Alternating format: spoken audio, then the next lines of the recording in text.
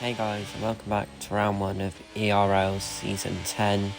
Today we have Austria as the opening round, so here's my quali lap just to watch.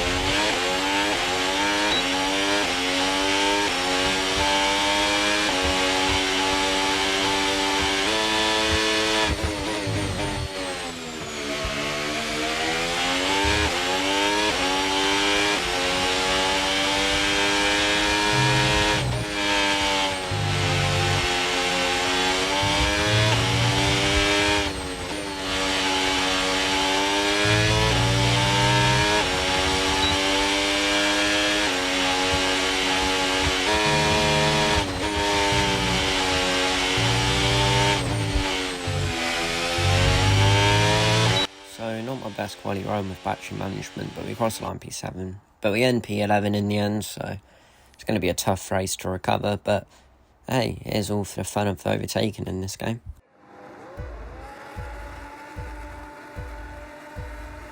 Yeah, but more important, man, is Farad lights.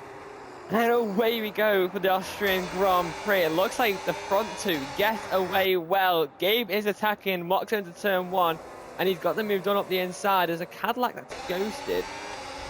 And from the 5 red lights, we do gain a position, but we are battling the Audi here coming up into turn 3. But we brake a lot later than him, and as we're down the inside of the V-carb, the Pringle in the Cadillac is a bit all over the place, so we're going to try sticking around the outside. At this point, the Audi's just following close, but he brings it all the way down to the inside of the Cadillac as we bring it around the outside of him.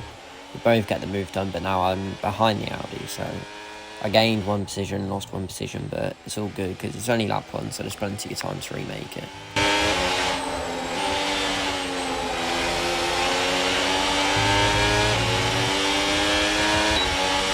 And as we head on to lap 2, we are behind the McLaren of Riley, and we just send it down the inside of turn 6, and we're just going to hold our line against him. And onto the end of lap 2, we do get the Audi again, up into turn 1, and then we're just kind of comfortable at this stage. We're not really looking for any more moves, which is ideal. But then onto lap 5, we're just sort of sitting behind all these guys up front as the Hazard Beefcake is spun, so we just sit right behind the V-carb onto lap 6. The Mercedes spins from an incident, and as we're just going up into turn 2 and 3, we're just minding our own business. We're like, no point making any moves, but that Mercedes runs straight into the back of us and gets front wing damage. But this actually somehow sets us up to overtake our teammate here, so I just pull into his slipstream, just right behind him, and we're just looking for the move as we go deep into turn 4, just bring the car in, hold the apex, and boom, move done. On to lap 7, we do let our teammate back through, because at this stage of the race he does seem to have a little bit more pace than us because we're struggling with the battery. But we're just going to sit right behind him, coming around the final corner, just relaxing behind him. And on to lap 8, again, we're just relaxing, but he locks up into A and just goes deep, so we just re-overtake him. And at this stage, we've saved up some battery, so we're all over the back of the V-carb now until lap 9. As we enter a little battle, I'll go down the inside of 3, tiny little bit wheel banging, but it's all good. Yeah, we're just kind of side by side. He drops back, and then he gets the slipstream off of me. I stop burning battery until he makes this move, and then into turn 4, I just hit the cleanest switchback I ever have during a race, and boom, move done. And as we head on to lap 10, I do plan on letting my teammate back through. He just seems a little bit quicker than me at this stage, I don't want to back. But a virtual safety car comes out due to an incident behind us with Mazza spins in the Aston. He ends up retiring from the race. So we're just kind of relaxing at this stage, peeling into the pit lane to put on some fresh hards. This is a 2-stop race, sadly, so we do come in nice and early to our pit stop.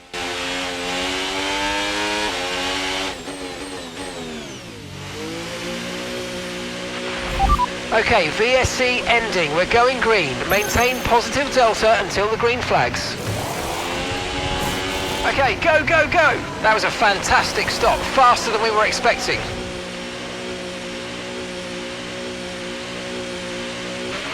Alright, we'll be doing one more stop today. One stop left in this strategy.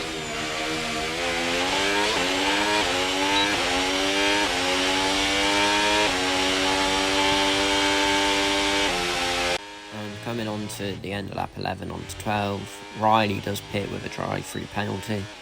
So we just carry on, and later on into lap 12 we come across this Mercedes who's just reset the track, and what you're about to see got this guy banned and a lobby restart. As I go for the overtake, he just fully comes across, drives me into a wall, and I end up retiring.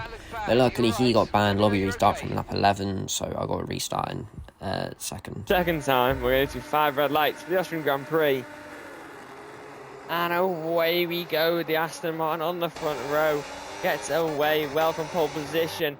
Jez has had a great start and he's already up into P6 as an Audi. The Audis have made contact, the both the Audis around, the McLaren's around as well, and so is the Williams. We have a virtual safety car. And on to lap 4 after that virtual safety car. The V-Cub does go for a move and we just let him through. There's no point battling yet. Just trying to save our hards, and we try and make another move on him coming up into turn 2, but he eventually just burns battery to get past my teammate in the Aston, so we just sort of sit behind, and into turn 3 we just take a really tight line, and we do end up overtaking our teammate and entering a battle with this V-Cub, which I'll just let you guys sit and watch.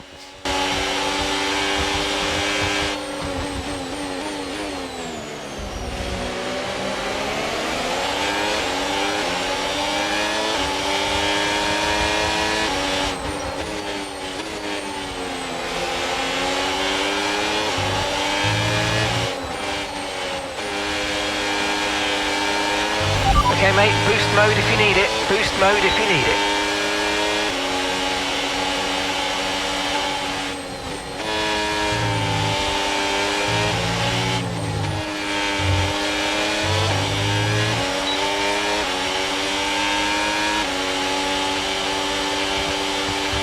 As we head on to midway through lap 5, we actually do go for a move on the Aston Martin for the lead of the race from 11th, of course, at the starting grid. We make the move originally, he does go for a switchback, but we're just going to burn a little bit of battery, hold our line, and he ends up running really deep trying to get that move redone, so up into P1. Then on lap 6, the Mercedes who hit us earlier actually hits us again up into turn 3. That's twice this race he's already done that, which puts us off our guard, but we hold P3 somehow out of all of that, so yeah. As we're at the back end of lap 6 after that incident, we do make another move on this Aston Martin just to try refight for the lead of the race. We're just holding our line against him down the inside, and up into turn 3, I go for a move on the Mercedes, and based off of him hitting me twice this race, I'm not too worried about a bit of contact. And he grabs onto my rear wheel, he gets a pen for that, and I end up losing 3 positions, but it's all good. And then onto lap 7, I let my teammate back through just because he seems to be a bit more pacey, and these guys ain't exactly the cleanest who I've ever raced. But then on the main straight, we get overtaken by the V-Carb as well because we've had to decrease our pace a bit behind our teammate. And into turn 1, we get absolutely smacked by the Williams behind up on the rear wing. But luckily, we stay halfway in a straight line, so we can carry on fine.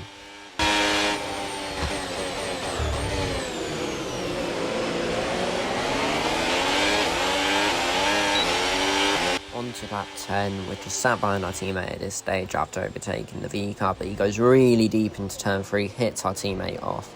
And I go for a switchback on the V-Car and a move on my teammate, which ends up being very successful. We get past them both. On to lap 12, both the Haas and the Mercedes decide to box off of hards, which I thought was a bit weird of a strategy. It's very early to box at this stage of the race, but the lap later, the Aston also boxes, which is when I was planning to box, but I thought to do the alternative strategy of staying out till lap 15 at this stage. Point. Darkness is now paying what he would. He's lost quite a bit of time by staying out a few laps longer.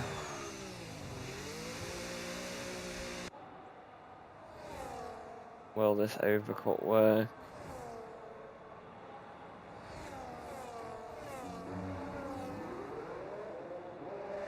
BK gets a 3. Pretty much everyone with 3 seconds now, but Miles, Sky High, and Darkness.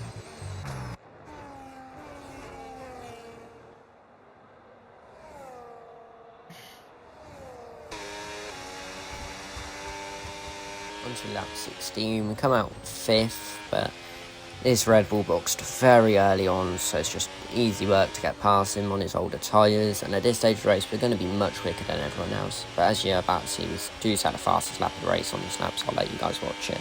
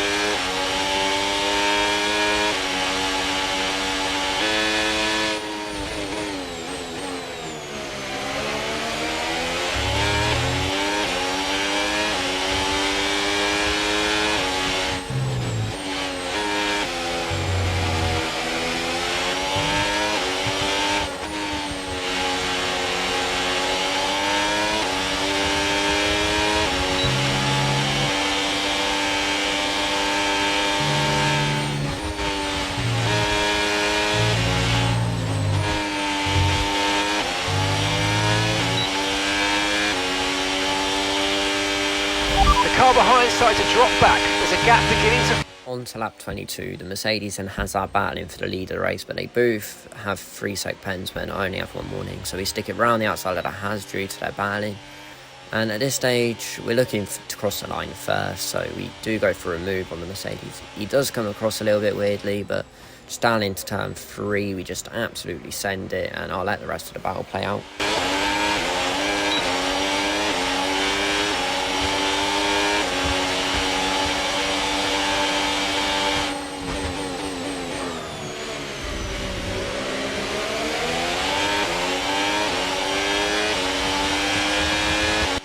To lap 24, we let the Haz come back through because there's not much point in holding them up when they've got pens, and yeah, I'll let Rofob take over the end of the credits.